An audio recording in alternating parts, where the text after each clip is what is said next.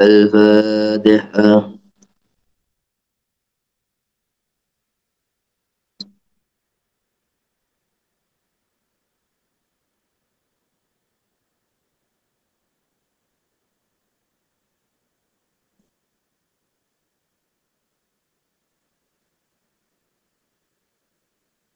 ولا يجلس على القبر.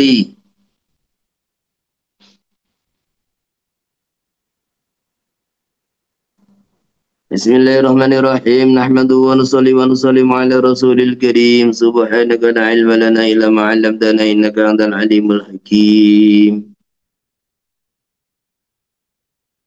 Wala yujlasu 'alal qabri, tidak boleh duduk di atas kuburan, wala yuta, dan tidak boleh menginjak kuburan.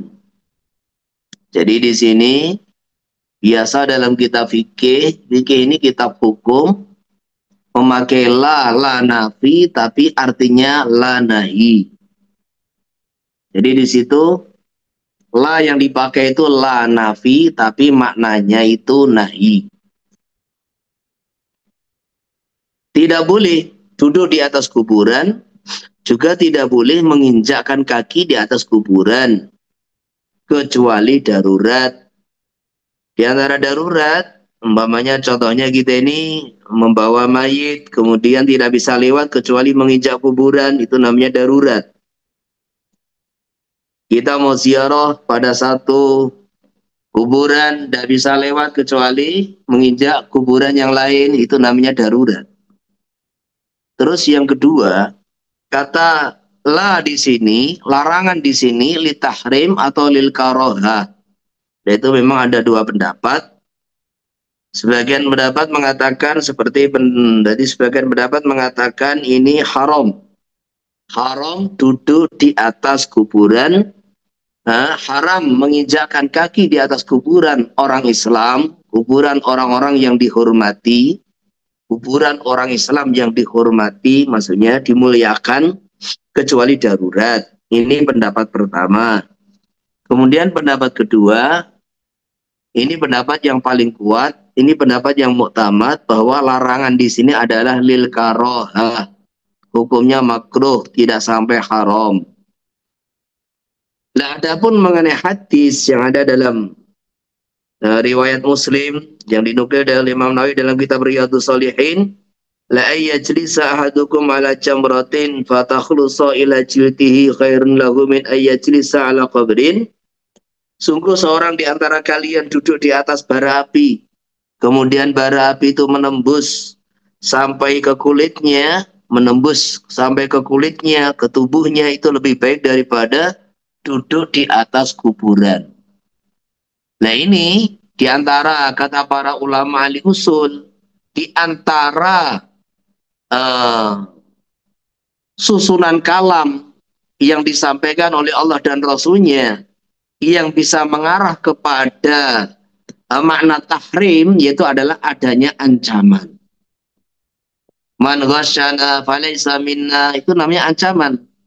Jadi menipu dalam jual beli itu diancam, bukan golongan Nabi.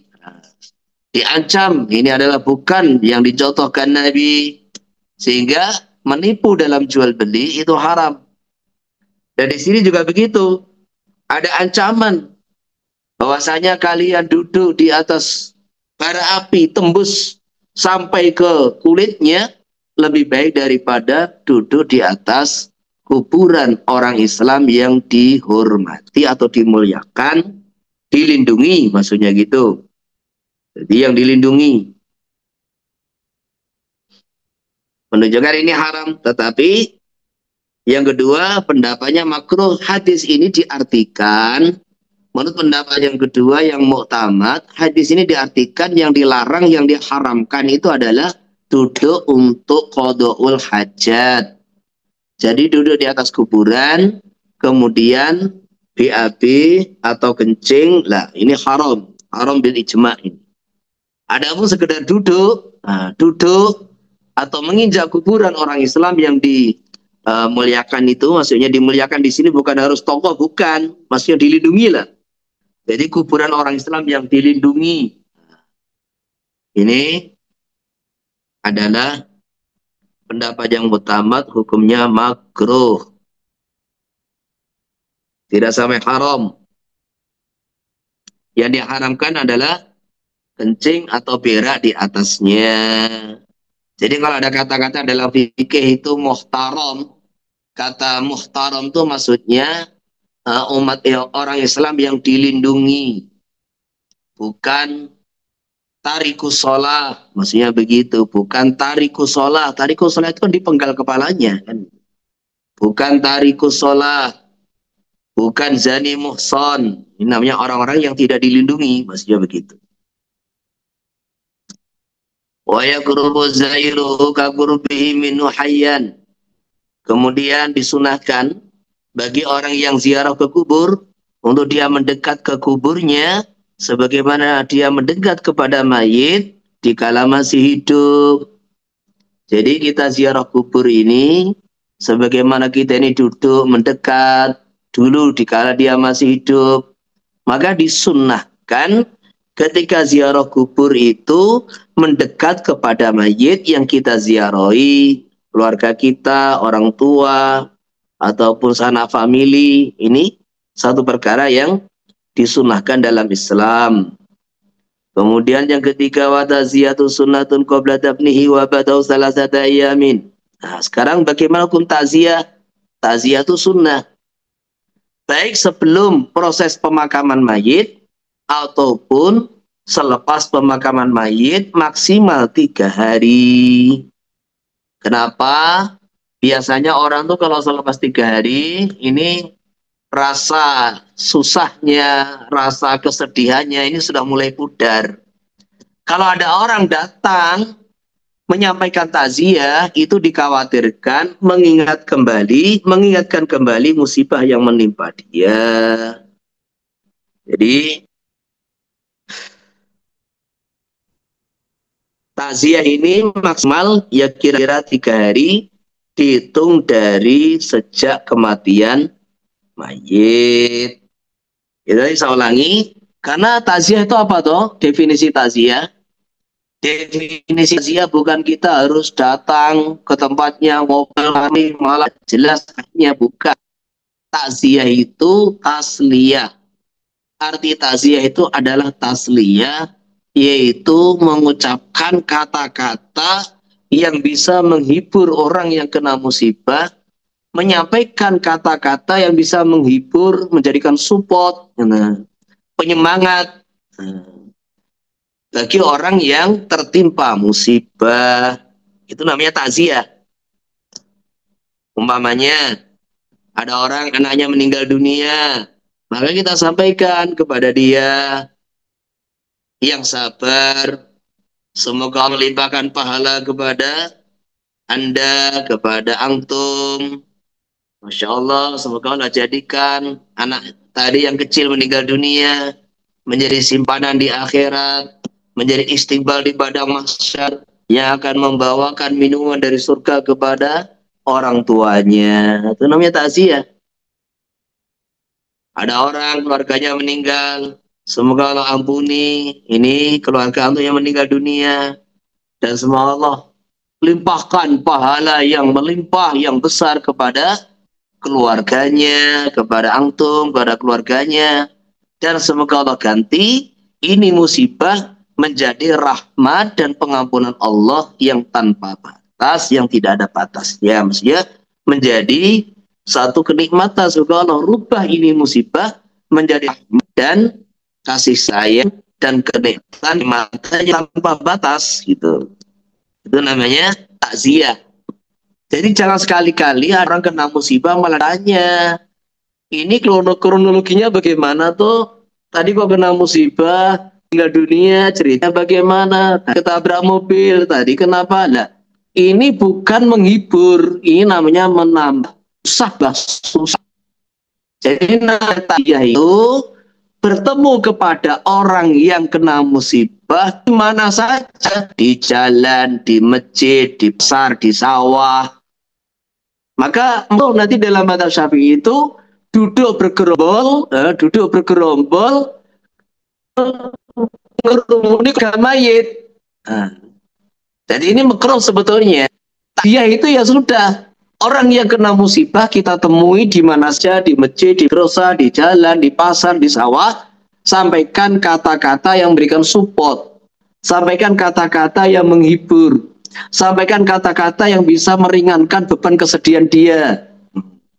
Itu namanya takziah. Nah kemudian ini sebetulnya takziah kaitannya dengan orang ditinggal mati keluarganya, tapi sebetulnya takziah itu untuk semua orang yang kena musibah, kan gitu kan. Jadi takziah itu untuk semua orang yang kena musibah. Makanya zaman dulu kalau ada orang tertinggal takbiratul ula, ditakziahi oleh ahlul masjid sampai 3 hari berturut-turut. Kenapa? Karena ketinggalan sholat jamaah, ketinggalan takbiratul ula itu dianggap musibah. Kalau orang tidak jamaah ditakziahi sampai 7 hari berturut-turut. Ini apa kira-kira yang musibah menimpa kalian sehingga kalian tidak diizinkan Allah untuk datang ke masjid, menghadap Allah bersama-sama, datang ke Baitullah bersama-sama, datang ke rumah Allah bersama-sama. Ini zaman dulu gitu. Kenapa? Karena ketika ada musibah, orang tuh mengembalikan kepada Allah. Inna lillahi wa inna ilaihi raji'un. Jadi kalau orang tuh kena musibah, lah termasuk musibah besar itu adalah musibah agama. Jadi musibah agama itu biasanya kita tahajud, nggak ada tahajud, biasanya sholat di masjid, nggak bisa ke masjid, ini musibah agama. Nah ini harus dianggap sebagai perintah dari Allah. Tidak ada, kata Imam Darimi, orang itu ketinggalan sholat di masjid kecuali karena satu dosa yang dia perbuat.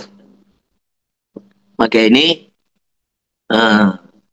orang terjerumus ke dalam satu dosa itu adalah musibah agama, dan musibah agama itu lebih besar daripada musibah dunia.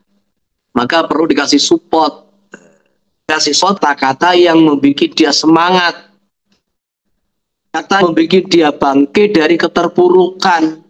Tadi harinya, down, sedih, udah putus asa. Nah, maka dia itu bisa memberikan harapan kepada dia, dia berharap kembali kepada rahmat Allah Subhanahu wa taala.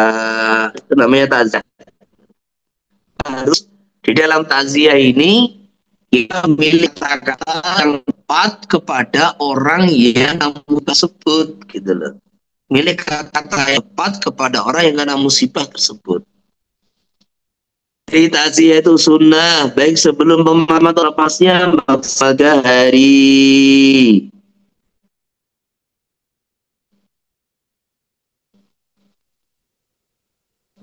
Kemudian di sini wa yu'azal muslimu bil muslimi adzamallahu ajraka wa sana'azaka wa ghafara limayyika. Maksudnya kalau yang meninggal itu bil muslim, yang ditakziahi orang Islam, karena keluarga dia juga yang meninggal muslim, yang Islam, mereka juga orang Islam, maka menyampaikan doanya adzamallahu ajraka, semoga Allah melihat badan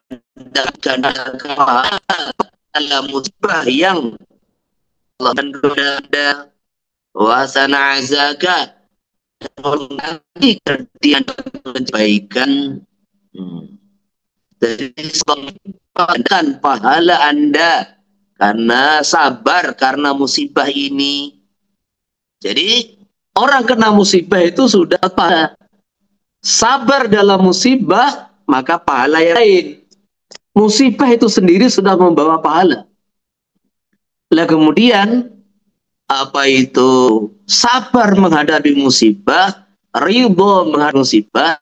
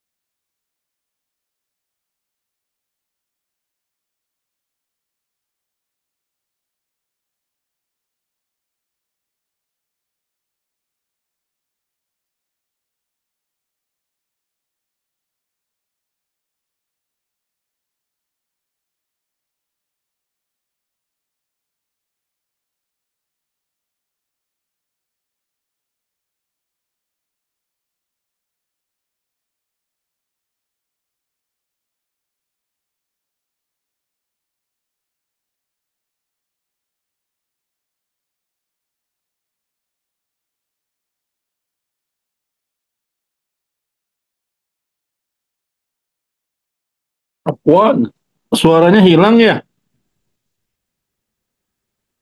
Ustadz Afif.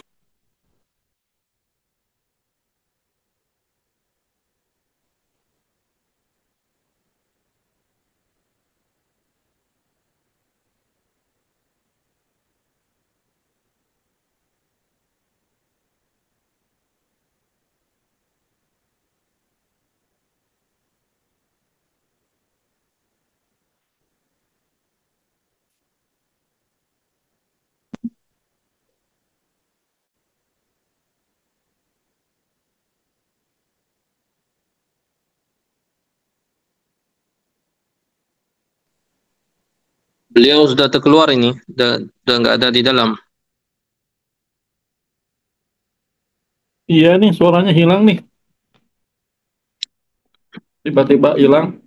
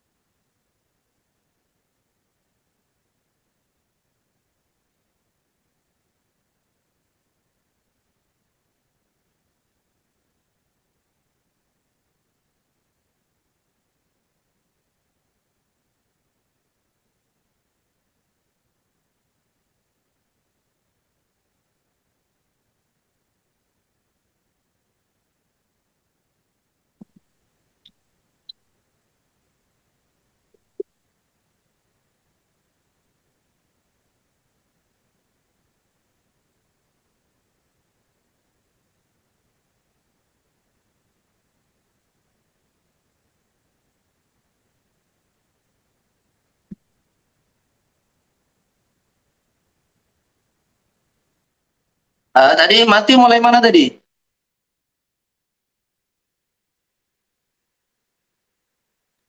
Doa takziah, Kiai. Ya. Oh ini HP nggak biasanya begini. Itu biasanya kalau di hotspot, ya Hotspot nggak ada. iya kalau oh, nggak ada.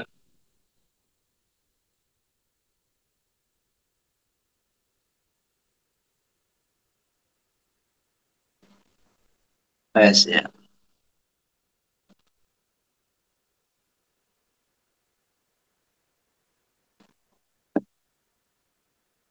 Jadi mulai doa tasya ya.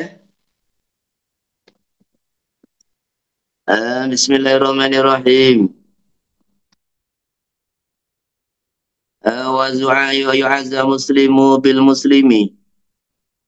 Didoakan dalam takziah orang muslim sebab kematian kerabat yang muslim dengan doa Allahumma ajrak wa ahsana azaka wa ghafara limayyitika. Semoga Allah melipat gandakan pahala kamu sebab musibah ini dan Allah mengganti kesedihan kamu dengan yang terbaik dan semoga Allah ampuni mayit kamu.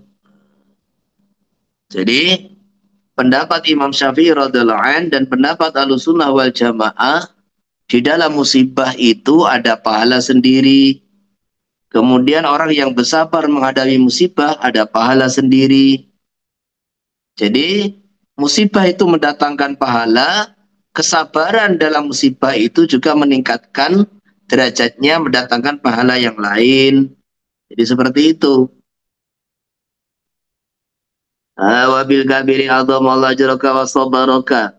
Semoga Allah melipat gandakan pahala kamu dengan musibah ini dan Allah melimpahkan kesabaran pada kamu.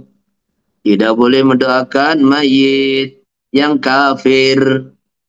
Maka nali nabiyyi waladina amanu ayastaghfiru lil musyrikin walau kanu uli kurba min ba'di ma tabayyana lahum annahum ashabul jahim.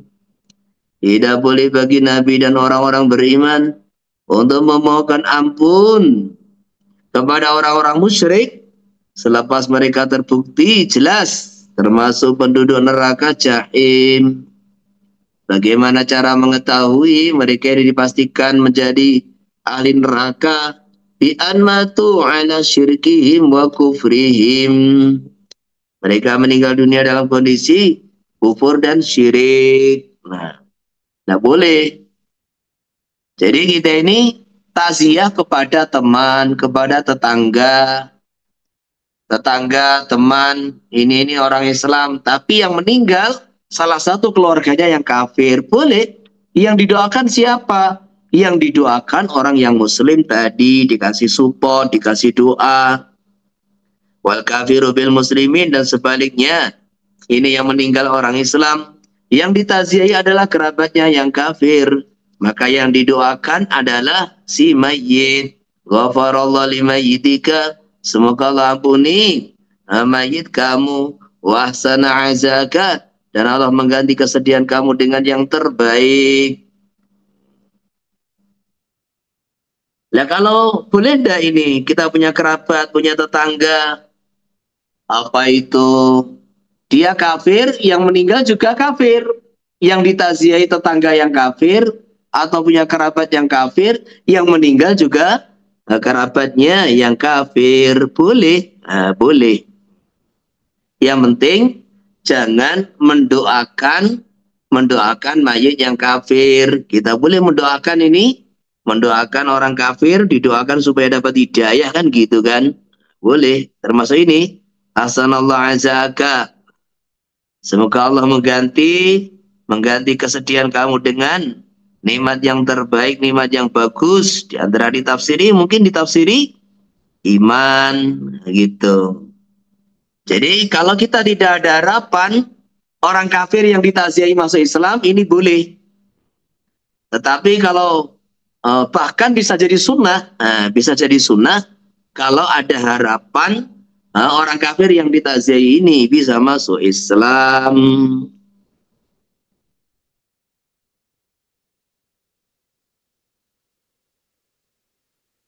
Termasuk doa yang dianjurkan apa? Akhlafallahu alaih.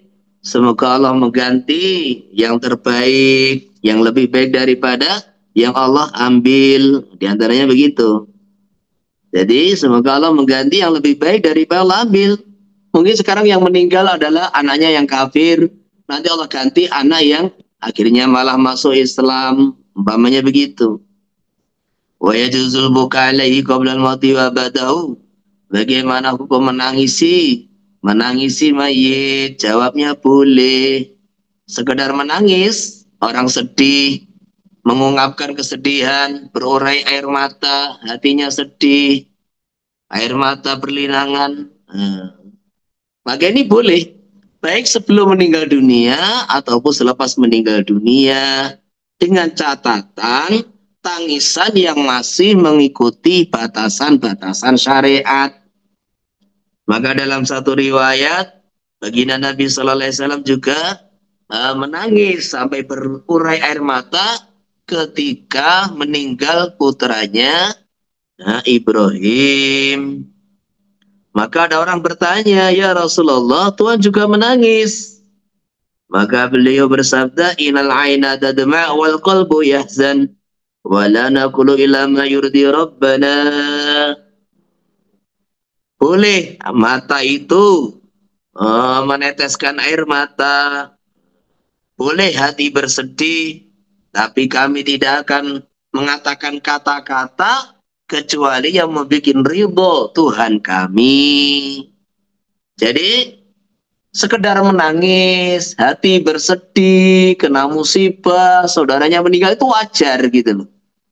Wajar, boleh dalam Islam. Hati bersedih, air mata berlinangan, menangis, itu boleh.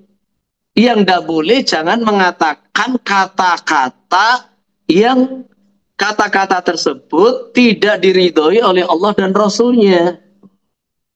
Maka selepas kata-kata wa yajuzul buka alaihi qoblal mauti wa ba'dahu, maka dilanjutkan wa yahrumun nadbu bitadidi syama'ilihi wan nauhu. Nadbu itu apa? Nadbu itu adalah mengungkit-ungkit tadi disama ini dengan sifat-sifat kebaikan mayit. Jadi ada orang meninggal dunia, maka disebut-sebut jasanya, disebut-sebut kebaikannya. Maksudnya apa? Ini maksudnya menyebut kebaikan-kebaikan itu ada dua fungsi. Ada kalanya mungkin membanggakan mayit, itu nggak boleh. Atau yang kedua, tidak ridho dengan kematian mayit.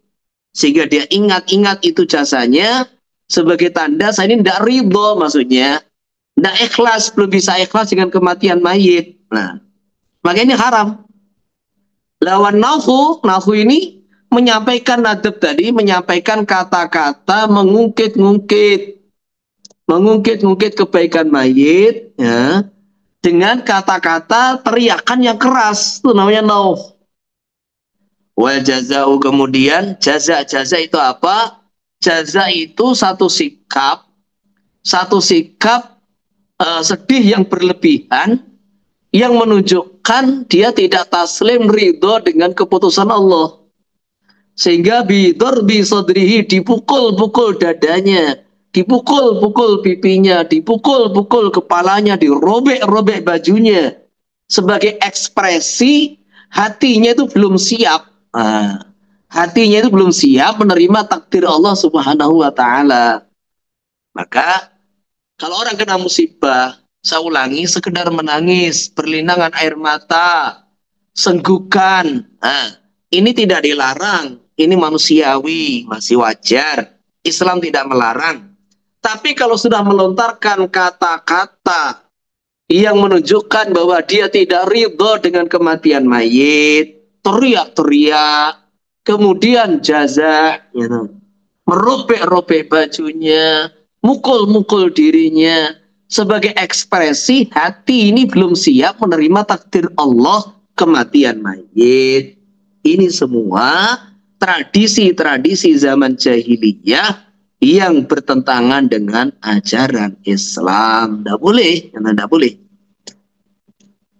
Maka disinilah di antara pentingnya yakin dengan takdir. Takdir. Tidak boleh ngomong seandainya. Seandainya tadi kalau tidak begini, maka dia tidak akan mati. Seandainya dia tidak lewat situ, dia tidak akan tertabrak kereta. Seandainya enggak, tidak boleh semua. Apa yang terjadi sudah ditulis oleh Allah, sudah dikehendaki oleh Allah, dan ditakdir oleh Allah Ta'ala. Maka ini kita harus inna lillah wa inna ilaihi raji'un. Keluarganya ada yang meninggal, kembalikan kepada Allah. Inna lillah, kita ini milik Allah dan kita akan kembali kepada Allah. Kita semua milik Allah, kita semua akan kembali kepada Allah. Jadi maksudnya begitu itu, kita semua akan kembali kepada Allah. Maka alladzina idza asabatuhum musibatum qalu inna lillah wa inna ilaihi raji'un ulaika alaihim salawatu min rabbihim wa rahmah wa ulaika humul muhtadun. Orang-orang yang ketika tertimpa musibah, dia terlontar dari mulutnya, kita ini milik Allah, kita memang akan kembali kepada Allah, maka musibah berubah menjadi rahmat. Ulaika alaihim salawatum min rabbihim wa rahmah. Maka mereka ini langsung saat itu juga Allah rubah musibahnya menjadi salawat. Jadi rahmat yang disertai dengan penghormatan. Wa ulaika humul muhtadun. Dan mereka orang-orang yang mendapat petunjuk. Tapi itu tadi, innamas sabru 'inda sadmatil ula. Jadi yang dikatakan sabar itu adalah ketika tertimpa musibah yang pertama kali, tek, saudaranya mati, tek, orang tuanya mati, hatinya taslim kepada Allah, hatinya ridho dengan keputusan Allah, hatinya sabar dengan ujian-ujian Allah. Itulah yang sabar yang sesungguhnya, yang dikatakan sabar yang sesungguhnya. Kalau orang ketika kena musibah teriak-teriak kesana kemari, pintu rumah ditendang, kemudian bajunya dirobek-robek, diorak-arik semuanya, 3 hari baru sabar. Iyalah, memang semua dari Allah. Saya sabar. Itu namanya bukan sabar, itu namanya sadar. Jadi kalau orang sudah 3 hari, 10 hari baru kembali kepada Allah, itu namanya bukan sabar, itu namanya sadar. Yang kemarin-kemarin nggak sadar, nggak dapat hidayah, gitu loh. Jadi namanya sabar itu inda sadmatil ula, ketika dihantam oleh musibah yang pertama kali. Kultu Imam Nawawi menambahkan, jadi kultu di sini ini masail-masail yang mau ditambahkan oleh Imam Nawawi, berarti tidak ada di dalam kitab Muharrar. Jadi masailu mansuratun. Ini ada beberapa masalah yang mau saya tambahkan, yaitu masail-masail mansuratun.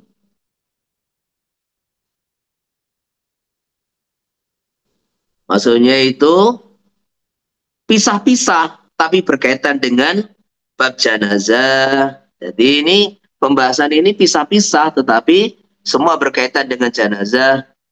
Yubadaru bi qada'i dainil mayyiti wa wasiyatihi. Yang pertama, dianjurkan segera.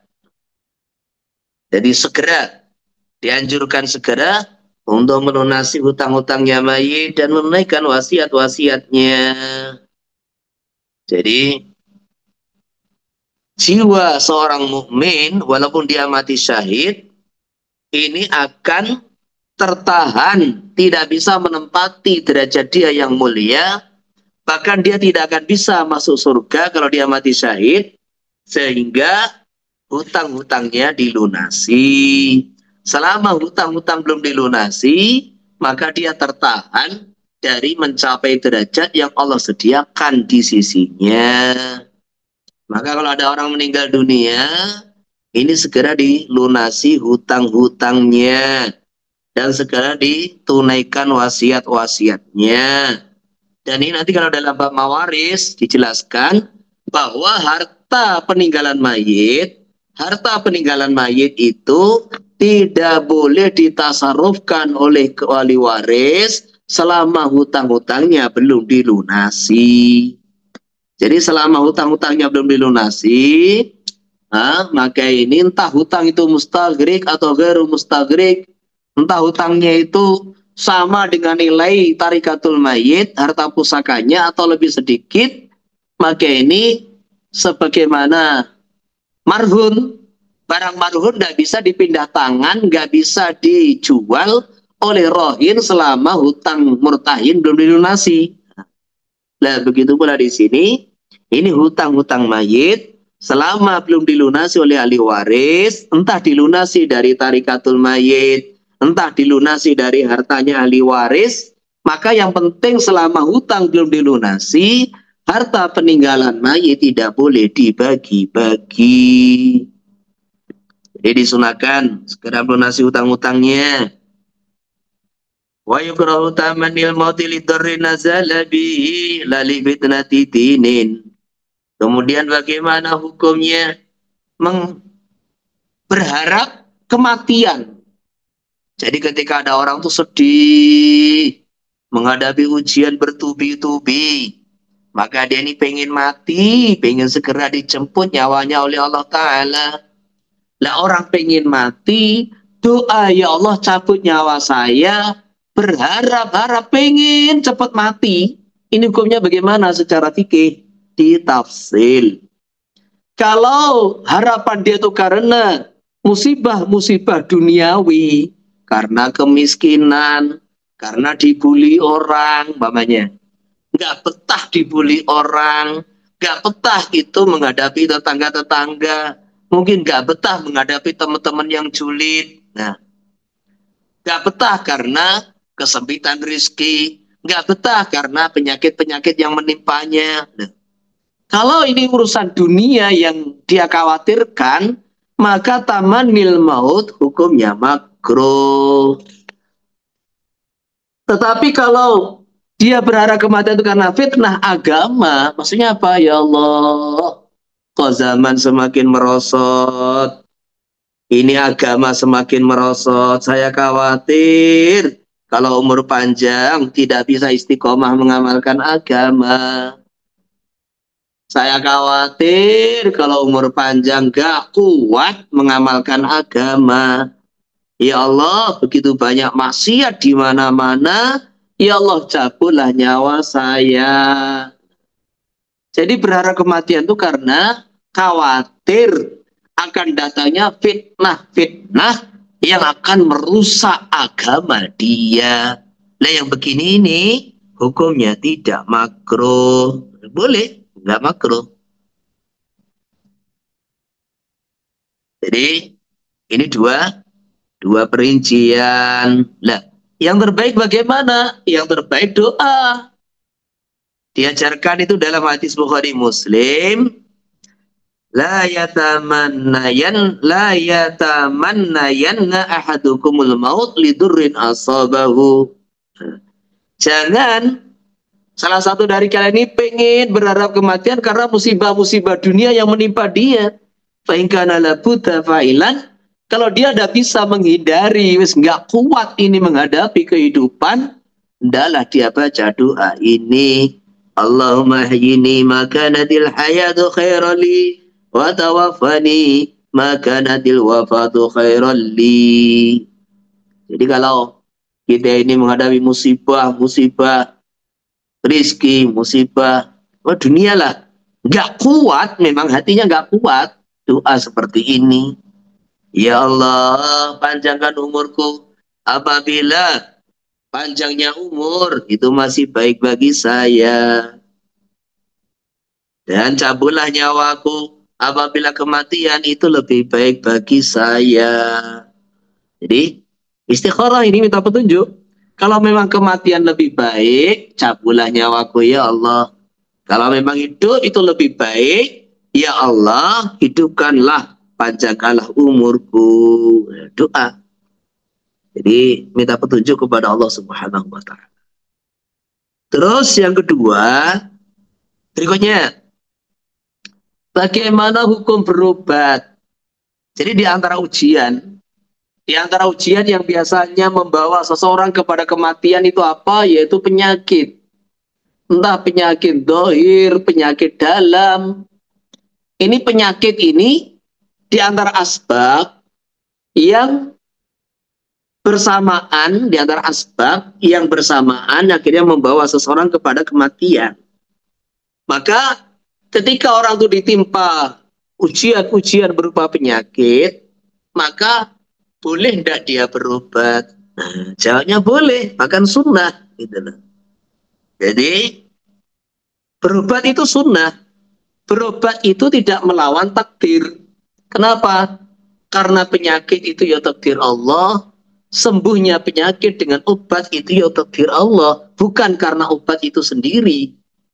Jadi penyakit itu ya takdir Allah.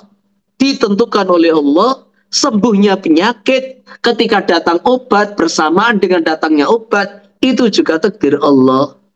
Allah tidak menciptakan penyakit kecuali di waktu yang sama Allah juga menciptakan obatnya. Maka Allah tidak menurunkan sebuah penyakit kecuali di waktu yang bersamaan Allah juga menurunkan penawar dan obatnya. Tetapi jahilahu man jahilahu wa alimahu man alimahu. Ada orang tidak tahu, ada orang yang tahu. Jadi berobat itu tidak makruh.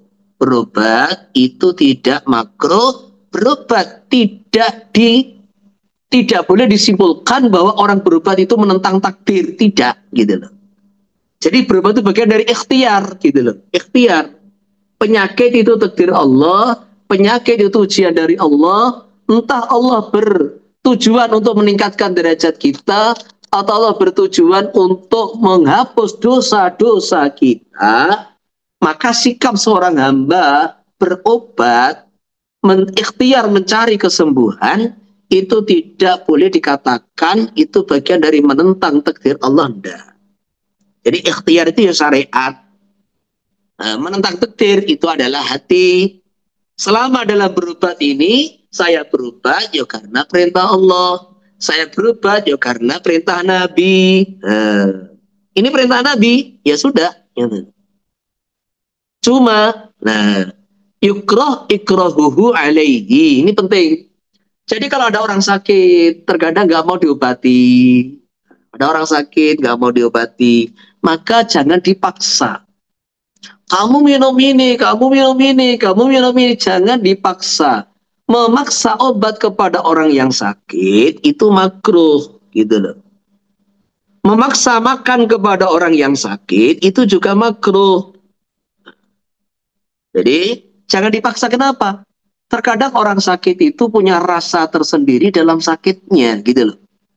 Ini biasa terutama orang-orang yang dia sebelumnya itu entah itu berbuat dosa atau apa kan gitu kan.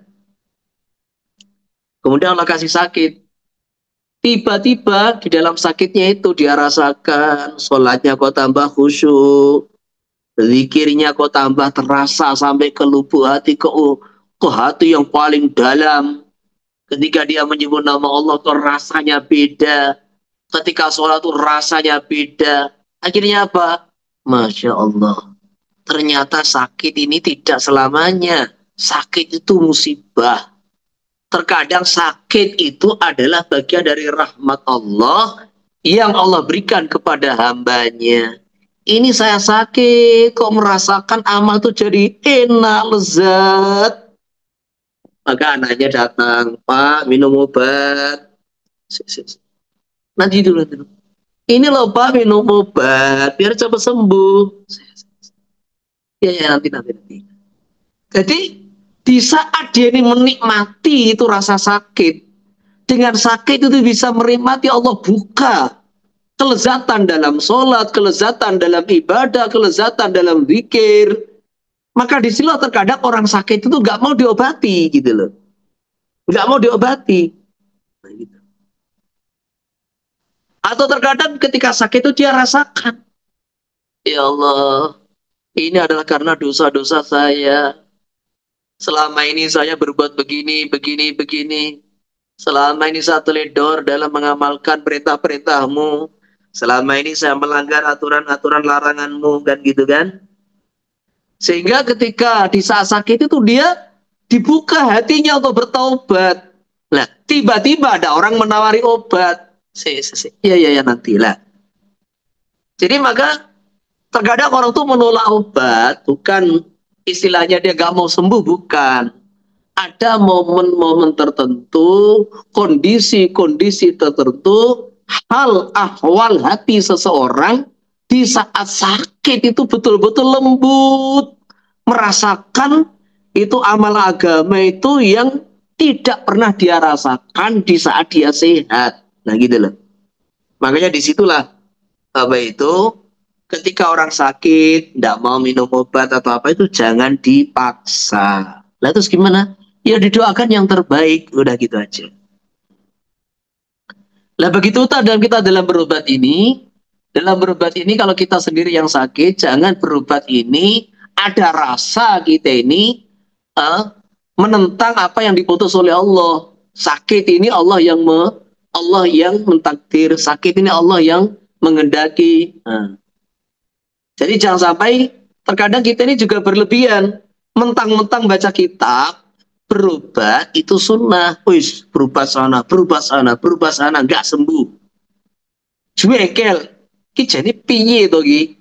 Obat ini nggak mempan, obat ini nggak mempan, obat ini. Lah ini sudah beda lagi. Ini namanya hati kamu itu tidak taslim dengan apa yang diputus oleh Allah. Tidak sabar dengan ujian Allah, gitu loh. Terus kamu yakin dengan obat, bahwa obat itu yang menyembuhkan. Sudah berusaha begini-begini nggak sembuh, kamu ngamuk-ngamuk. Yang kamu salahkan siapa, kan gitu kan? Makanya ini menata hati ini penting gitu loh.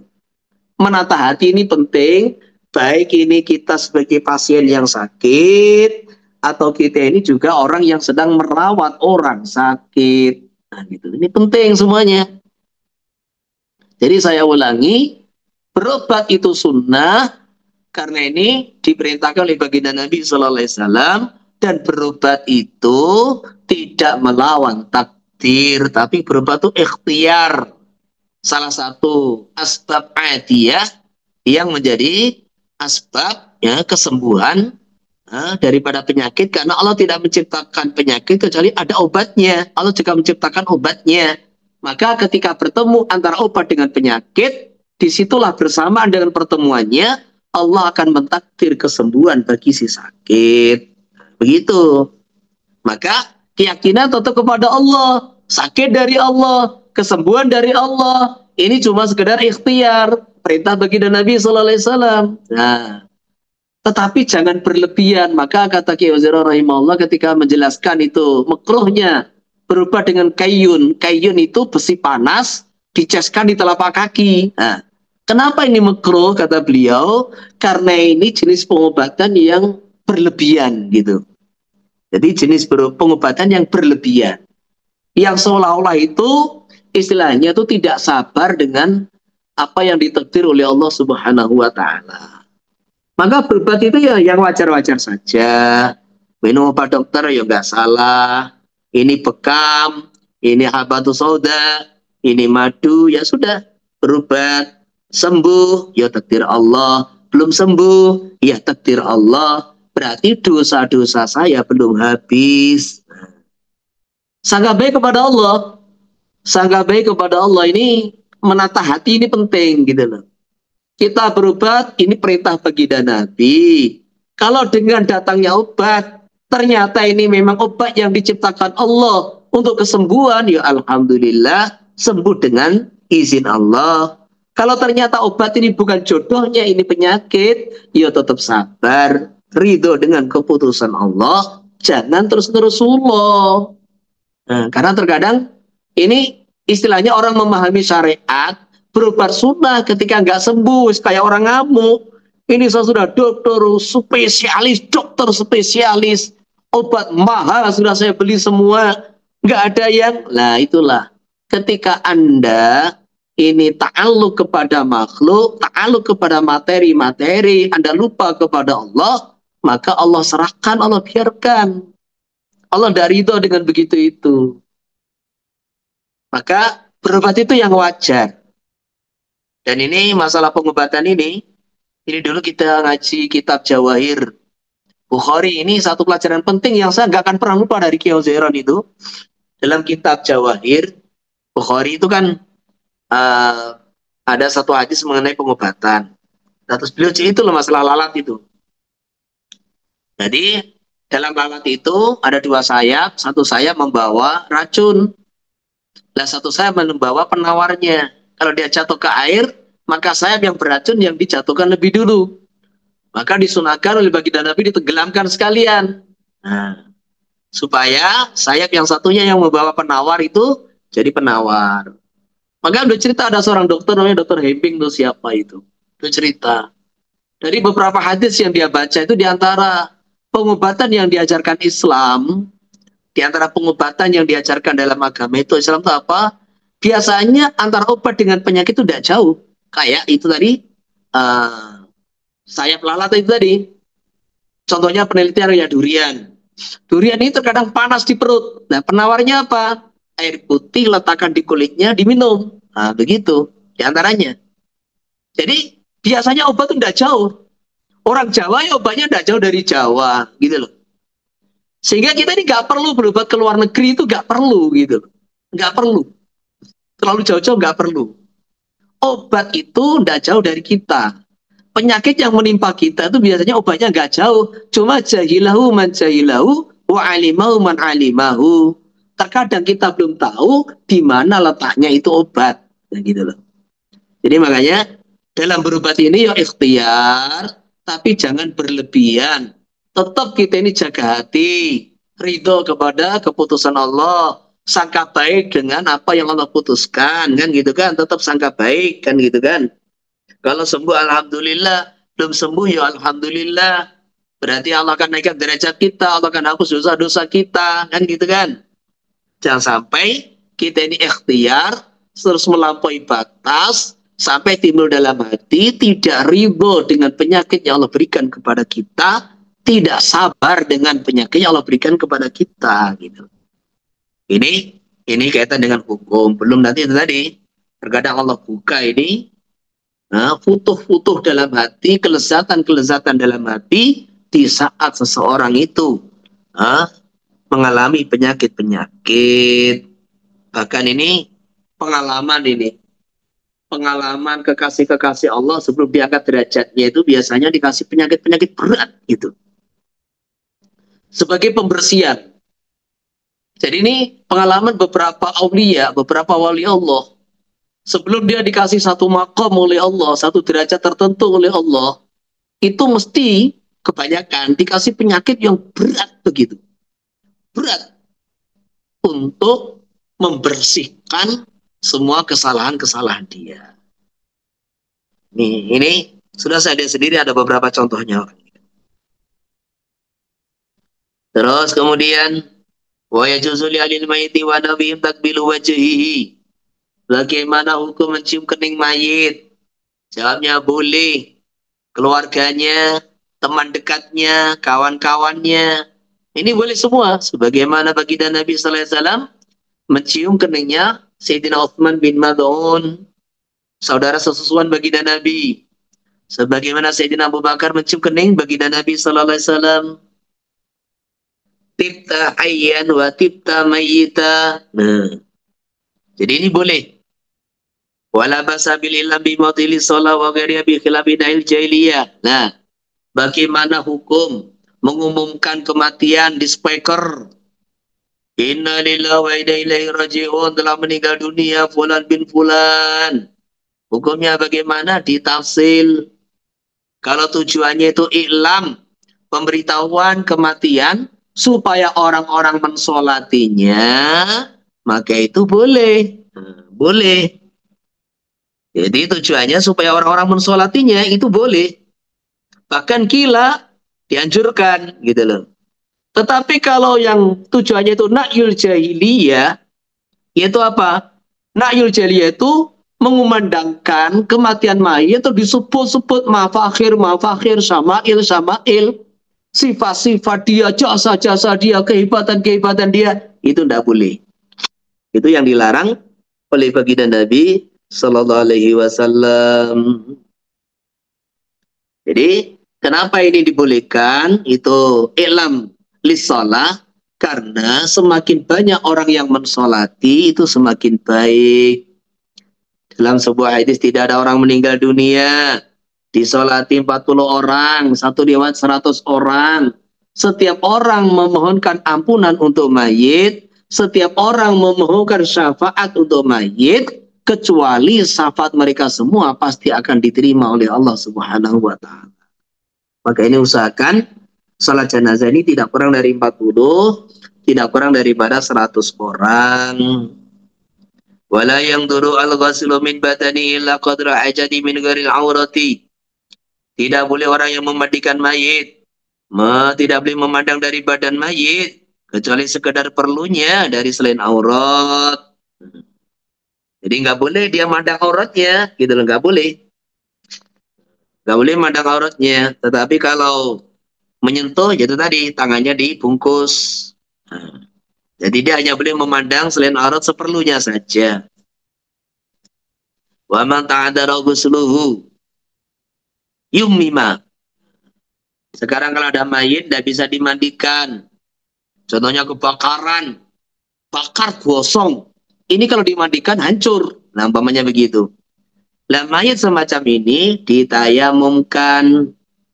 Jadi kecelakaan, kebakaran. Nah, ini kalau dimandikan gosong, maka ini ditayamumkan. Karena sudah dimandikan.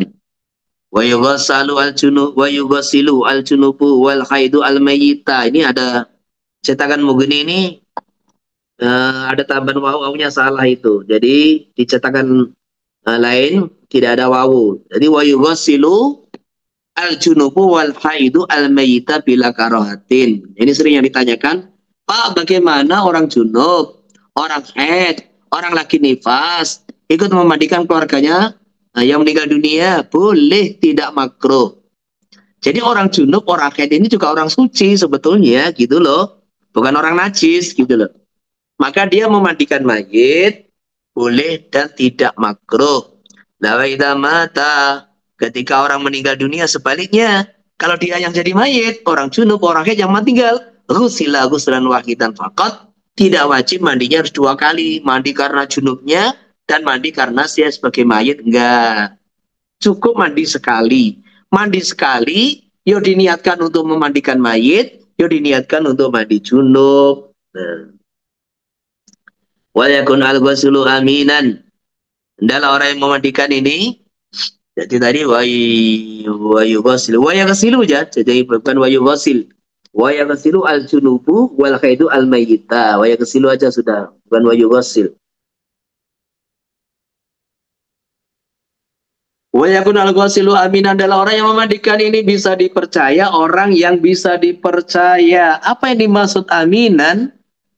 Fa in ra'a khairan dzakarahu aw ghairahu haruma dzikru ila limaslahatin.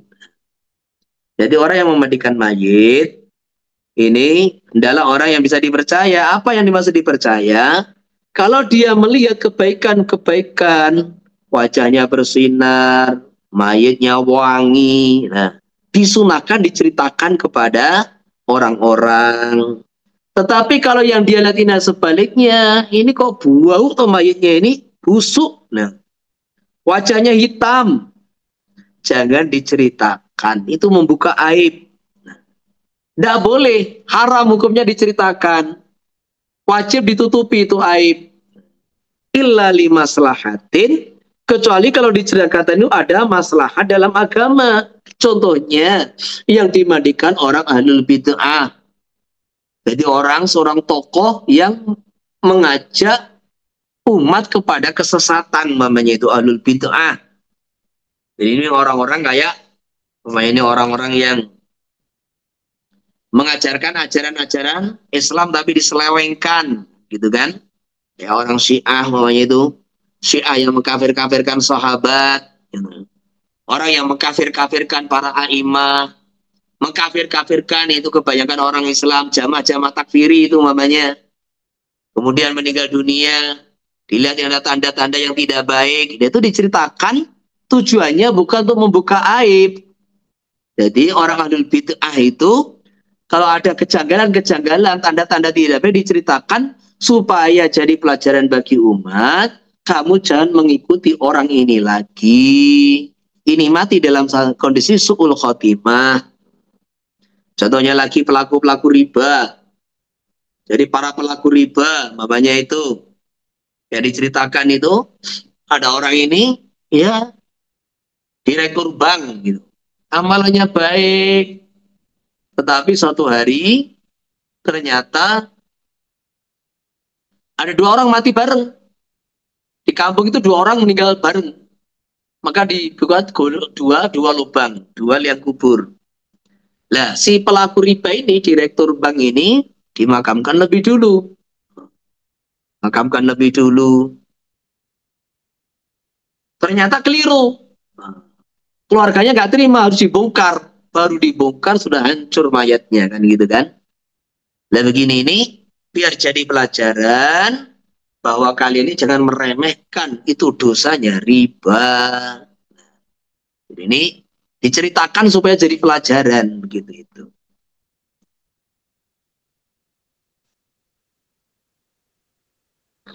Walau tanaza'a khawani aw zawjani ukri'an. Kalau ada 2 orang rebutan, 2 bersaudara berebutan, atau zaujani, jadi 2 istri rebutan, ukri'a maka diundi. Jadi rebutan dalam apa? Rebutan ingin memandikan mayit. Jadi dalam saranya bukan zaujani, zaujatan, kurang tak ini. Jadi zaujatan, 2 istri. Walaupun zaujan ini sebetulnya ya bisa untuk suami, bisa untuk istri, zauj. Tetapi karena ini nggak mungkin diartikan ini wanita punya 2 suami, yang ada itu suami 2 istri. Zaujatan ukriyah maka diundi. Wal kafir haqqu bi qaribil kafiri. Orang kafir lebih berat memandikan kerabat yang kafir. Wa yukrahu al kafanul mu'asfar wal mughala fihi. Dimakruhkan kain kafan mu'asfar.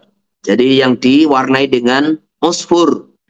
Warnanya kuning-kuning mengkilap begitu. Ini adalah kain yang khusus untuk wanita. Tidak boleh bagi laki-laki. Jadi muzaffar, mu'asfar, ini adalah kain yang hanya boleh dipakai wanita, tidak boleh laki-laki. Jadi maksud mayatnya perempuan gitu loh. Kalau laki-laki jelas haram. Jadi makruh mengkafani mayat wanita dengan kain kafan mu'asfar atau muzaffar. Karena ini kain yang biasanya digunakan untuk berhias. Nah ini makruh untuk mayit. Wal mughalatu bihi, beli kain yang mahal juga makruh. Wal maksulu aula minal jadidi. Nah, kain lama yang dicuci lebih utama daripada kain yang baru. Jadi kesimpulannya tidak ada kain khusus untuk mayit, itu tidak ada. Kain khusus untuk kafan itu tidak ada. Tapi sunnahnya kita ini sudah beli kain, kemudian kita simpan, kan gitu kan. Berarti membeli kain kafan dulu kita simpan, itu sunnah.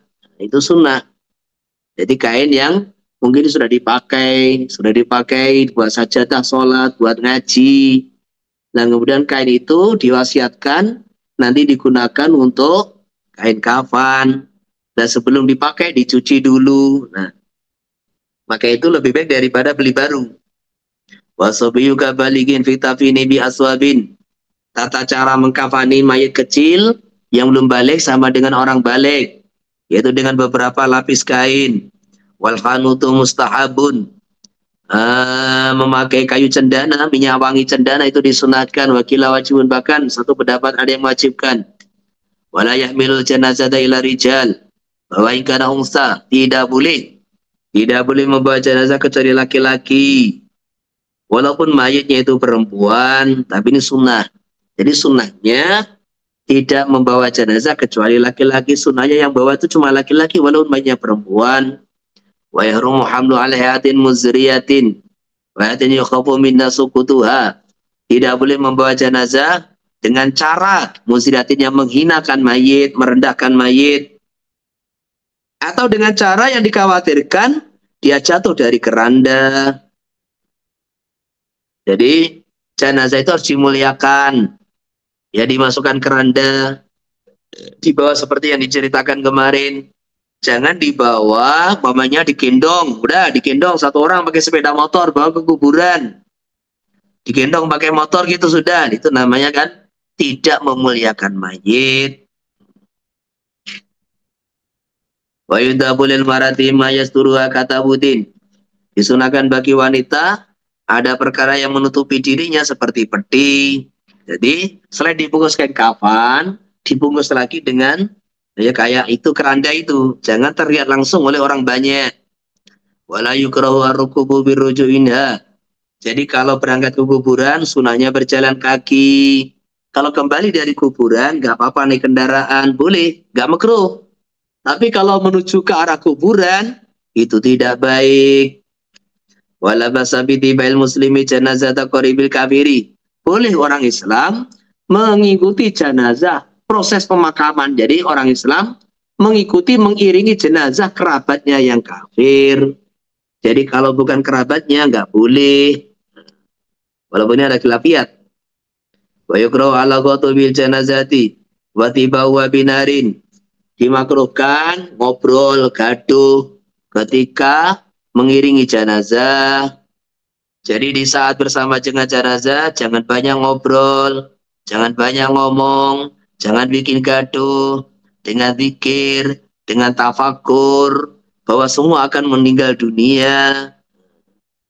Jadi tidak boleh atau makruh ketika menyertai jenazah dengan suara-suara gaduh atau disertai api.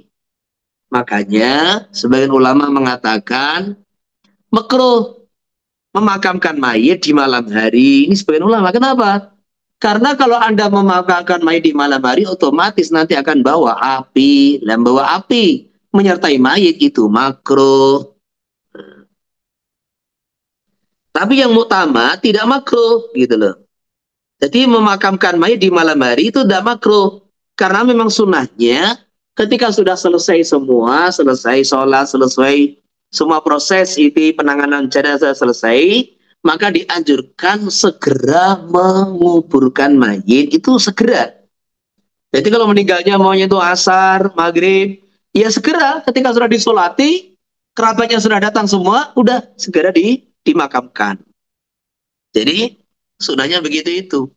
Tidak dianjurkan tuh apa itu ditahan di rumah kecuali karena ada satu udzur, umpamanya kerabatnya yang jauh mau datang maka ditunggu. Nah ini salah satu contoh gitu loh. Maka ini juga nggak apa-apa ditunggu. Selama tidak ada udzur, tidak ada alasan syar'i, segera dimakamkan walaupun itu malam hari. Nah sekarang ini kan bisa ke kuburan dengan senter, dengan apa sehingga sudah tidak perlu membawa api. Walau talata muslimuna bi kufarin wajaba ghusl jami'i wa salatu. Jadi sekarang kalau campur mayit muslim dengan kafir kayak kejadian tsunami namanya. Tsunami Aceh, gempa, banjir, mayit itu nggak bisa diketahui. Nggak diketahui siapa yang diidentifikasi, nggak bisa itu mayitnya itu. Siapa muslim, siapa kafir nggak bisa dibedakan. Maka gimana? Kewajiban kita semua wajib dimandikan dan semua disolati. Terus cara sholatnya ada dua cara. Fa insya Allah alal jami'i biqasdil muslimin wal afdal wal mansus. Jadi cara pertama disolati bareng sekali. Jadi semua jenazah dimandikan, semua dikafani, semua disolatkan. Tapi niatnya saya hanya mensolatkan mayit-mayit yang muslim. Ini cara yang afdal dan cara yang dinas oleh Imam Syafi'i. Cara yang kedua, ala waqidin waqidin. Nawiyan as-salata alaihi ingkana musliman. Jadi sholatnya per orang. Jadi lama ini. Dengan niat apa? Saya mensolati mayit ini, meniatan mensolati mayit ini kalau dia sebagai muslim. Dan doanya Allah maghfirlahu ingkana musliman. Ya ampuni dia kalau dia seorang muslim. Ini juga boleh. tetapi tidak dianjurkan. Wa istaratu li sihhati sholati taqaddumu ghuslihi. Kemudian ada dua syarat. Ada yang mengatakan satu syarat, ada yang mengatakan dua syarat. Yaitu apa? Di antara syarat sah sholat jenazah itu apa? Mayitnya harus sudah dimandikan. Kemudian waktu tukrahu qabla takfinihi. Melihat takbirnya Imam Nawawi bahwa mensolati mayit yang dia ini sudah dimandikan tapi masih telanjang, belum dikafani, masih dibungkus kain itu, belum dikafani, itu boleh. Cuma makruh. Tapi pendapat yang lain dalam syarahnya dikatakan ini kafan dengan mandi ini dua-duanya merupakan syarat gitu loh. Jadi syarat sahnya sholat jenazah harus sudah dimandikan dan sudah dikafani. Tidak boleh mensolatkan jenazah sebelum dua perkara dikerjakan. Ini pendapat sebagian ulama. Tetapi di sini ini yang jelas bahwa syaratnya cuma satu, yaitu sudah dimandikan. Kafan ini sunnah, maksudnya ya wajib, tapi bukan syarat sahnya sholat jenazah. Walau mata biadmin wa nawi wa ta'adara ikhrajuhu wa ghusluhu. Kemudian kalau ada orang meninggal dunia karena reruntuhan dan sulit dikeluarkan, jadi masuk ke dalam jurang atau masuk ke dalam sumur nggak bisa dikeluarkan umpamanya, atau mati tenggelam di lautan kayak korban-korban pesawat, kapal tenggelam, pesawat masuk laut, nggak bisa dicari di mana itu mayitnya, maka al-muftadi yang difatwakan qaul mu'tamad dalam madzhab Syafi'i lam yusalla alaih, tidak boleh disolatkan. Karena apa? Karena tadi dikatakan syarat sahnya sholat jenazah harus sudah dimandikan. Jadi kalau mayit ini nggak bisa dimandikan, ya nggak bisa ditayamumkan, maka haram disolati. Ini pendapat dinukil dari Imam Mutawali dan Imam Rafi'i, Imam Nawawi menyetujui, tidak komentar. Tetapi oleh ulama-ulama mutaakhirin ditentang pendapat ini. Kenapa? Kan ada hadis kan. Idza amartukum bi amrin fatu minhu mastata'tum. Salat ini ya perintah Allah, mandi tayamum ya perintah Allah. Nah gitu loh. Jangan terus ketika orang tidak bisa mandi, memang tidak bisa memandikan, tidak bisa mentayamumi, terus sholat gak dikerjakan. Ini jelas bertentangan dengan kaidah, bertentangan dengan hadis, bertentangan dengan kaidah. Gitu loh. Yaitu apa? Al-maisru la yasqutu bil ma'sur. Idza amartukum bi amrin fatu minhu mastata'tum. Yang ketiga, sedangkan mayit ini berhajat kepada doanya orang-orang yang masih hidup. Nah, gitu loh. Maka di sarahnya ini, aktsarul mutaakhirin menyatakan bahwa walaupun ini qaul yang mu'tamad di dalam madzhab ini lam yusalla alaih, tetapi ini fatwa aktsarul mutaakhirin menyatakan tetap wajib disolati. Ya sebagaimana itu loh, fakitu tahurin. Jadi kalau ada orang tuh ada air, ada debu, sengaja sholat tanpa wudhu, ya jelas dosa gitu loh, jelas dosa ini. Sengaja sholat tanpa wudhu, jelas dosa. Tapi kalau orang tidak mendapatkan air, tidak mendapatkan debu, gimana? Ya tetap wajib sholat, gitu loh. Tetap wajib sholat. Maka ini yang lebih sesuai dengan kaidah ar-rajihu min haitsul dalil, bukan rajih min haitsul madhab, gitu loh. Nah, ar-rajihu min haitsul madhab la yusalla alaih. Nggak boleh disolati, tapi ar-rajihu min haitsul dalil wajib disolati. Wastaratu alayya taqaddama ala janazati al-hadirah. Syarat kedua yang disepakati, tidak boleh musolli mendahului jenazah yang ada di tempat, walal qabri, dan tidak mendahului kuburan ketika dia sholat di atas kuburan. Alal madhabi fima, menurut periwayatan madhab yang diunggulkan fima dalam sholat hadirah dan sholat di atas kuburan. Ada sholat gaib boleh, kita di depan boleh.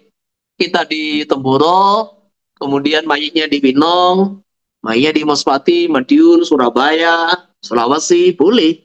Jadi musolinya di depannya itu nggak ada apa-apa. Ketika ghaib anil balad gitu loh.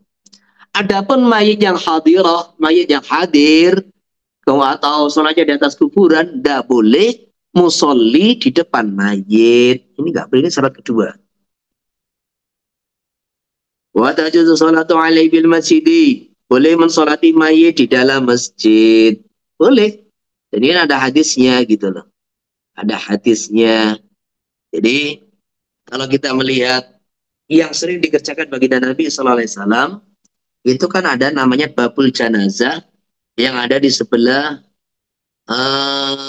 babu Jibril. Jadi di samping itu, di samping makom Qubatul Khadra itu ada bab Jibril. Disitulah baginda Nabi Sallallahu Alaihi Wasallam sering menemui tamunya malaikat Jibril. Maka babu Jibril. Di situ ada babul janazah. Ya ceritanya bagaimana? Gini. Jadi di Madinah itu ketika ada orang meninggal dunia, baginda Nabi SAW diundang. Maka dia datang ke rumahnya. Datang ke rumahnya. Sampai dirawat itu jenazah, sampai dimandikan, dikafankan, beliau sholat, sampai mengantar ke kuburan. Nah, ini dianggap oleh para sahabat terlalu menyusahkan baginda Nabi. Akhirnya apa? Akhirnya kalau ada orang meninggal dunia, baginda Nabi tidak diundang.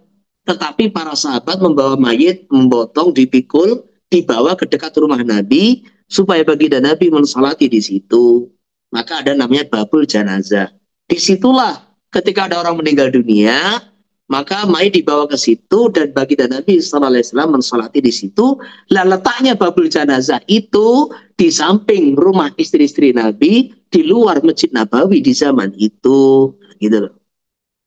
Maka terkadang ada orang menentang, ini gimana kok sholat jenazah di dalam masjid? Nah, ada orang menentang.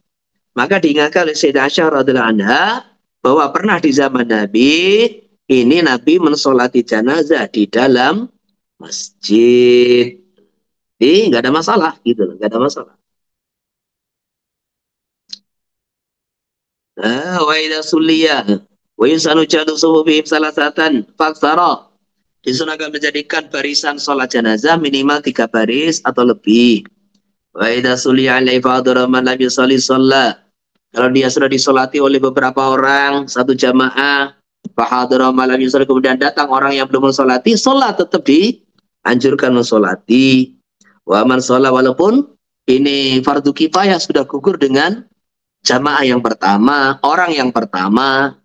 Jadi walaupun ini apa itu fardu kifayah sudah gugur dengan orang yang pertama, dengan kelompok jamaah yang pertama, kalau ada orang datang dia mensolati lagi, tetap pahalanya adalah pahala fardu kifayah. Wa man sholala yu'idu ala sahih. Bolehkah orang mengulangi sholat jenazah 2 kali? Umpamanya dia sudah sholat duluan, tak tahu rombongan Pak Kiai datang, maka dia bermakmum lagi mengulangi sholat. Jawabnya tidak boleh. Jadi as-sahih tidak boleh. Maksudnya tidak disunahkan mengulanginya. Jadi tidak disunahkan. Kalau dia mengulangi yo sah saja, nggak haram, tapi tidak sunnah gitu. Wala tu'akharu li ziyadati musallin. Tidak dianjurkan mengakhirkan sholat untuk menambah jumlah orang yang sholat. Wa qatilu nafsika ghairi bil ghusli wa sholati.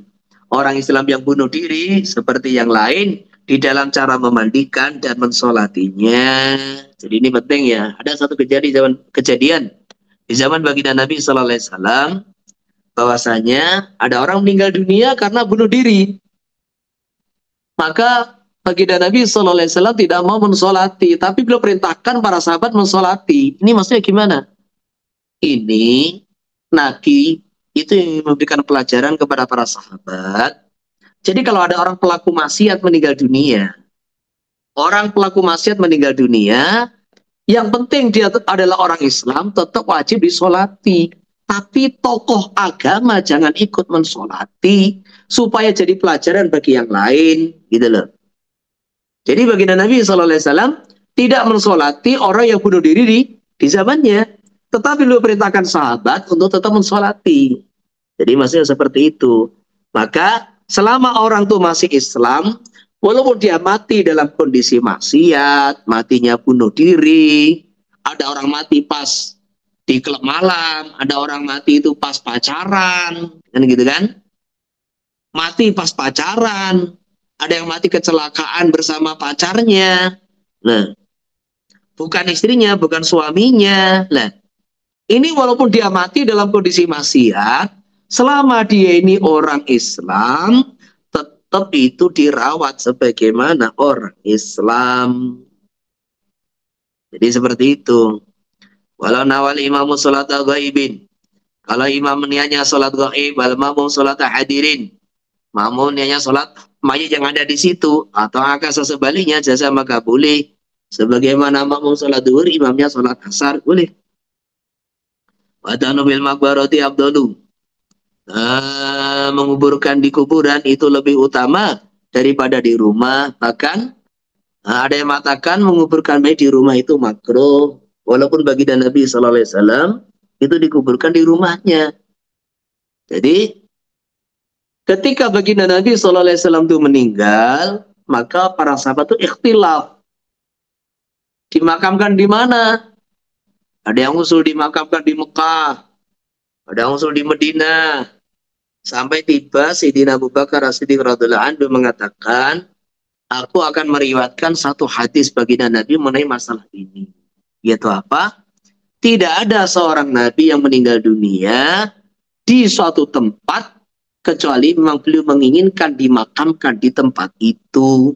Jadi kalau baginda Nabi meninggalnya itu di rumah, di kamar Sayyidah Aisyah, berarti memang beliau menginginkan dimakamkan di situ. Maka akhirnya digalilah liang kubur tepat di bawah dipan kasurnya baginda Rasulullah SAW. Jadi ini khususiat, gitu loh, khususiat. Adapun orang-orang yang lain, ini yang terbaik adalah dimakamkan di pemakaman umum. Itulah makanya istri-istri Nabi dimakamkan di Baqi', keluarga Nabi, putri-putri Nabi, ya dimakamkan di Baqi'. Maka yang terbaik seperti itu. Di sisi lain, kita akan mendapatkan doa-doa orang yang ziarah, doa-doa orang yang salam. Jadi seperti itu. Jadi itu lebih dianjurkan daripada membuat makam sendiri, makam keluarga begitu. Wa yukrul mabidu biha, dimakruhkan bermalam di kuburan. Wa yundabu satrul qabri bisabin wa in kana rajulan, disunahkan menutup kuburan dengan kain. Maksudnya ketika proses pemakaman, ini liang kubur, lah kemudian mayit kerandanya diletakkan di sebelah selatan, kemudian mau diunus, lah di atas liang kubur itu disunahkan ada kain dipegang 4 orang. Jadi pegang kain lebar, di atas liang kubur itu dipegang 1, 2, 3, 4, atau dipegang 5 orang, atau 6 orang, atau 9 orang, boleh. Digunakan untuk menaungi liang kubur. Walaupun mayitnya adalah laki-laki, apalagi perempuan. Wa yaqula bismillah wa ala millati Rasulillah. Ini doa dibaca di saat memejamkan mata orang yang baru meninggal dunia, juga dibaca di saat memasukkan mayit ke dalam liang kubur. Bismillah wa ala millati Rasulillah.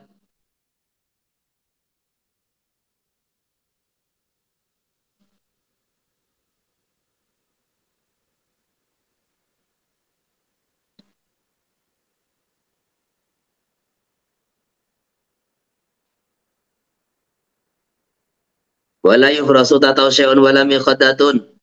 Tidak dianjurkan diletakkan di bawahnya alas. Syai'un itu maksudnya alas. Jadi tidak dianjurkan diletakkan di bawah mayit, alas, tikar, permadani, apalagi kasur, nggak perlu. Juga bantal nggak perlu. Sunahnya cukup langsung, jadi langsung di atas tanah, kemudian bantalnya batu bata mentah. Jadi sunahnya begitu itu sunnahnya. Karena semua dianggap ini adalah idaatul mal. Wa yukrau dafnuhu fi tabutin ila fi ardin natiyatin aw rikhwatin. Makruh mengubur mayit bersama petinya. Ini juga idhaatul mal, jadi nggak ada gunanya.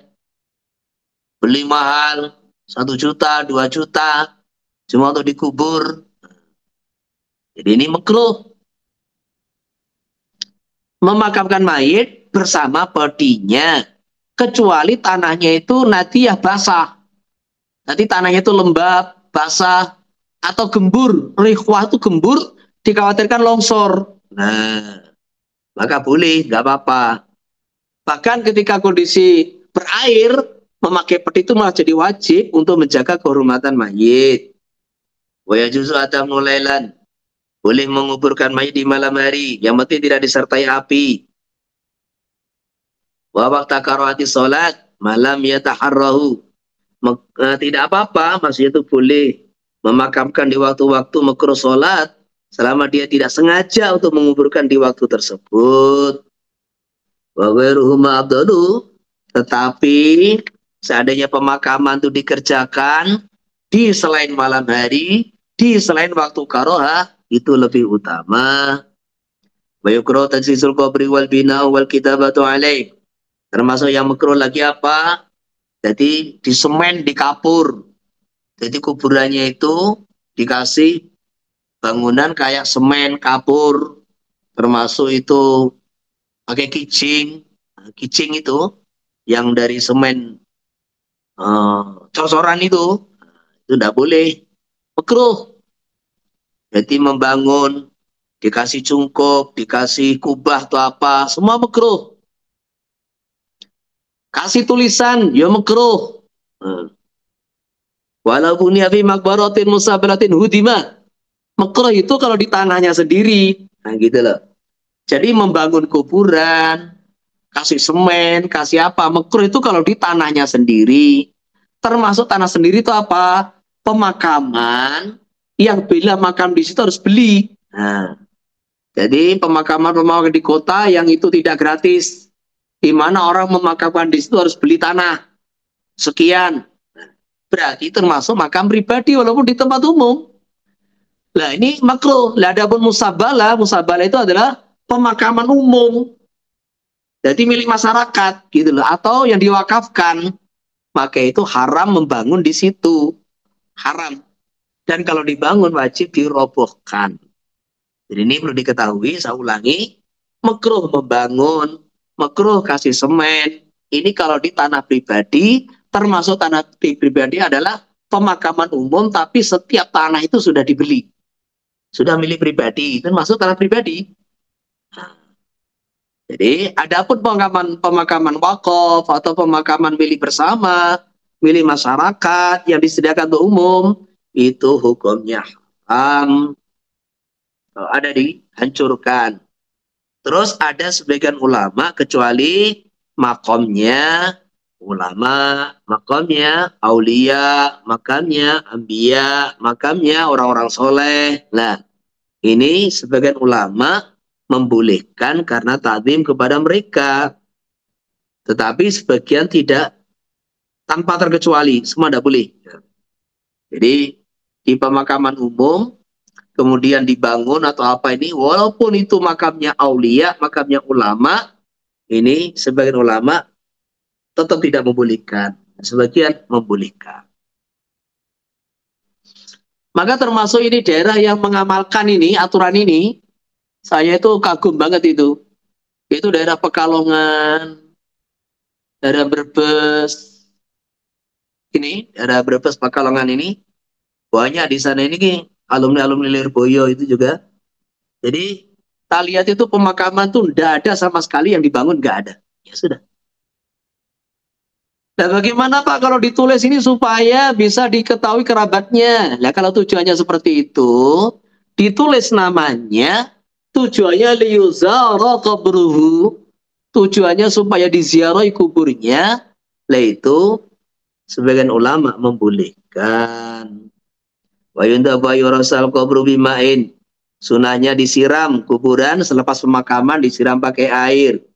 Wa yudau alaihi hasan, kemudian diletakkan kerikil-kerikil kecil di atasnya. Wa inda rasi hajarun aw khashabatun. Di dekat kepalanya diletakkan batu atau kayu sebagai tanda ini kuburan. Wa jamul aqaribi bi mawdi'in. Disunahkan kerabat-kerabatnya dikumpulkan di satu tempat dekat kuburan usai pemakaman. Terus nanti ada talqin. Jadi usai pemakaman ada talqin. Usai talqin maka orang pada pulang, maka ini keluarganya jangan pulang dulu. Jangan pulang dulu. Dia doa dulu di situ bersama keluarganya. Bagus lagi dibacakan satu khataman Quran begitu.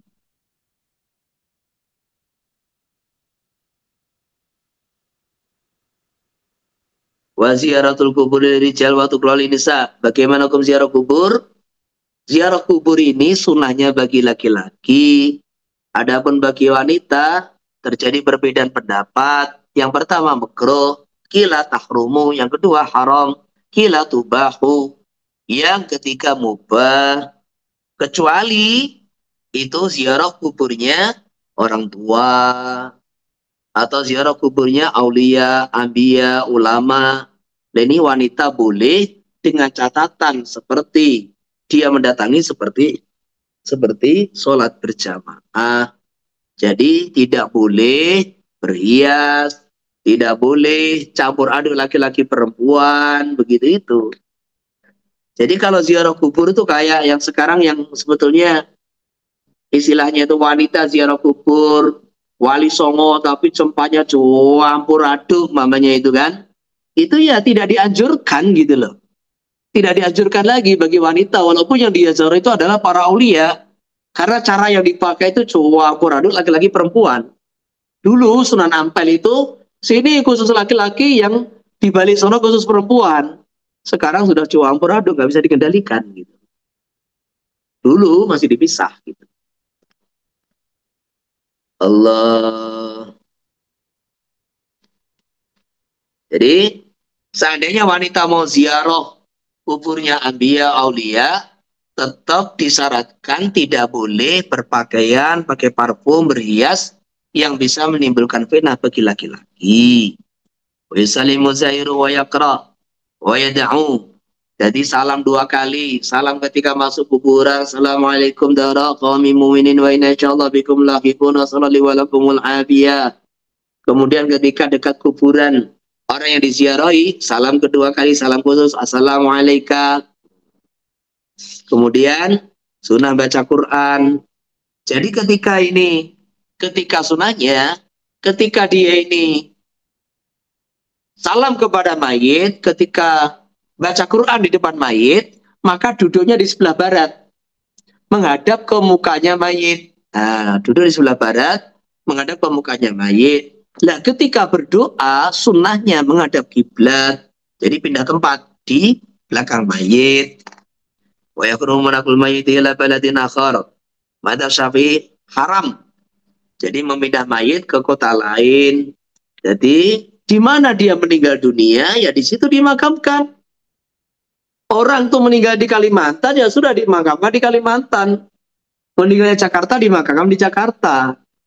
Jadi memindah mayit ke kota lain itu haram, wakila yukroh.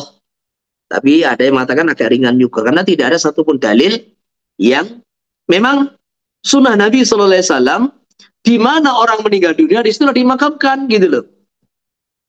Orang-orang korban perang Uhud ya dimakamkan di Uhud, bukan dipindah ke Baqi, enggak. Korban perang Badar dimakamkan di Badar gitu loh. Jadi enggak ada dipindah-pindah tuh enggak ada.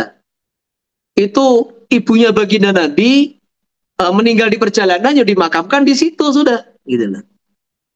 Jadi disitulah kita lihat ini makamnya para sahabat ini juga terpencar begitu.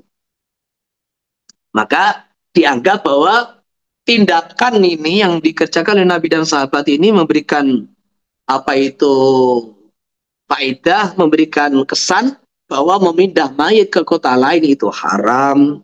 Dan pendapat kedua makruh, karena tidak ada satupun dalil yang melarang.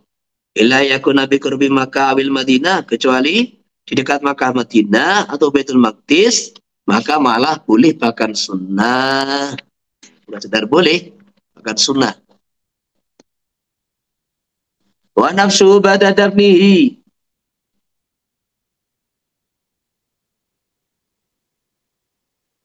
Diharamkan menggali kubur selepas pemakaman dinakli wa ghairi. Wa nafsu utai menggali mayit selepas di badatafni, selepas dimakamkan linakli tuti pindah wa ghairi atau keperluan yang lain iku haramun haram. Kilali darurat kecuali darurat. Nah ini. Jadi orang kalau sudah dimakamkan, entah sudah tinggal tulang-tulang aja, digali untuk dipindah atau tujuan apapun selama itu tidak ada darurat, hukumnya haram. Contohnya darurat, biantu fina bila guslin. Dia dikuburkan belum dimandikan, maka diambil untuk dimandikan. Afi ardin asobin maksubin. Ternyata tanah yang dipakai tanah gosok, atau kafan dipakai kafan gosok. Awako abi malun, atau ada harta yang jatuh, maka digali untuk diambil itu harta. Atau finali kiblat, ternyata tidak diharapkan kiblat. Aulitakfin, lalitakfin tidak boleh digali untuk dikafani karena tanah sudah cukup sebagai kafannya. Terus bagaimana Pak ini? Pemakaman digali untuk proyek tol, banyak istighfar aja lah. Gitu. Jadi banyak istighfar saja. Jadi pemakaman digali untuk proyek tol, jalan, bangunan. Kalau itu kuburan-kuburan orang kafir, gak ada masalah, gitu loh. Kalau itu kuburan orang kafir, gak ada masalah karena la hurmata lahum. Kayak makam di Madiun itu, kuburan-kuburan orang kafir dipindah dijadikan rumah susun, gak ada masalah. Karena tidak ada kehormatan bagi mereka. Tapi kalau ini pemakaman orang Islam gak boleh kecuali darurat, gitu loh. Makanya kalau ditanya bagaimana itu penggalian, tujuannya untuk pelebaran jalan atau jalan tol, sebanyak istighfar saja sudah. Wa yusanu ayakiba jama'atun bada dafnihi. Ini talqin. Disunahkan berdiri sekelompok orang selepas pemakaman indah kubrihi, berdiri di dekat kuburan mayit. Saat saya salun ala tasbih, untuk memahamkan keteguhan bagi mayit, tasbih keteguhan untuk menjawab pertanyaan mungkar nakir, namanya talqin. Wali jirani alihi tahiyatu tu'amin yusbi'uhum yaumahum wa lailatahum.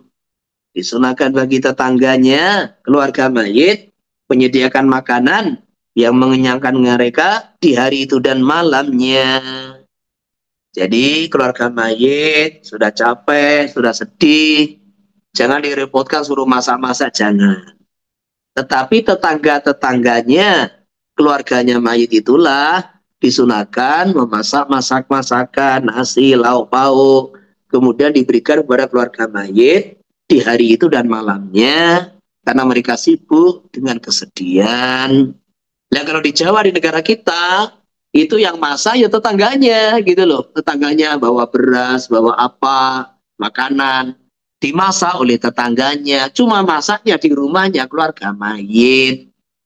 Jadi itu yang masak bukan keluarga mayit.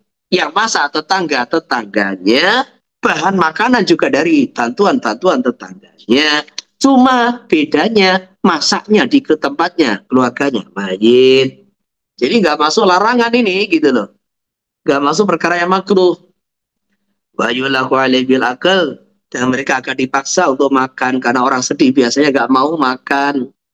Wa yarumu tahiyyatuhu linnaihat, haram menyediakan makanan untuk itu orang-orang yang disewa untuk menangisi, meratapi mayit. Jadi di negara-negara orang kafir itu ada orang tuh kerjanya sebagai niyahah. Jadi orang disewa yang tujuannya meratapi kematian mayit. Ada tangisan-tangisan tertentu, kesedihan. Nah, menggaji mereka ya haram, menyewa mereka ya haram, menyediakan makanan untuk mereka juga haram. Siapa yang mau tanya? Ini sampai bab zakat. Ada pertanyaan enggak? Jam 10. Masya Allah.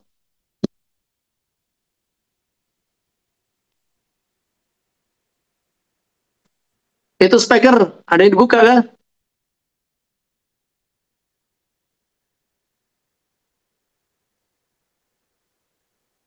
Nggak bisa, ya udahlah.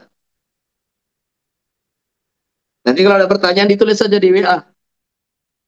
Mudah-mudahan Masya Allah diterima oleh Allah Subhanahu wa Ta'ala, Allah pahamkan kita, Allah mudahkan memahami, menghafal, mengingat, menyampaikan kepada umat. Allahumma amin. Subhanallah wa bihamdihi, subhanallah wa bihamdihi. Assalamualaikum warahmatullahi wabarakatuh.